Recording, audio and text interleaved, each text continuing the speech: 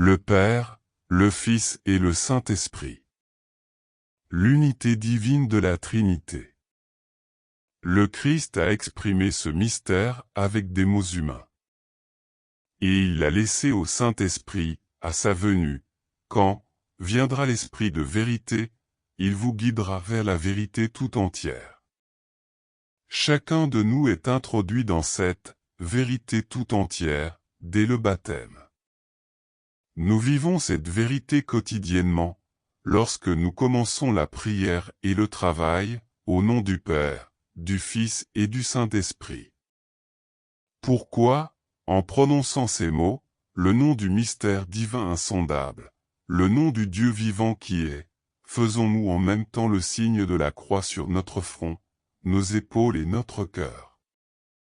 Parce que la croix est le dernier mot du mystère trinitaire de Dieu dans l'histoire du salut de l'humanité. Quand le Christ dit du Saint-Esprit, « Il prendra de mon bien et vous l'annoncera », ces paroles se réfèrent en particulier au sacrifice de la croix.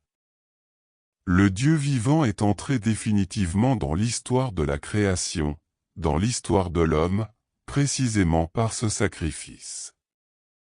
L'homme, en contemplant l'architecture du cosmos, pénètre dans les profondeurs de la sagesse éternelle du Créateur.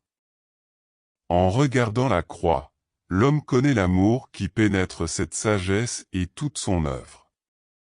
Il connaît l'amour qui a été répandu dans nos cœurs par le Saint-Esprit. Il sait que Dieu est amour. C'est pour cela que le Saint-Esprit nous a été donné, il a été donné à nos cœurs. Il a été donné dans la croix du Christ, dans son sacrifice rédempteur. Dieu est amour. Voici le nom de celui qui est. En ce nom, nous nous trouvons et nous nous glorifions dans l'espérance de la gloire de Dieu. Gloire au Père, au Fils et au Saint-Esprit, à Dieu qui est, qui était et qui vient.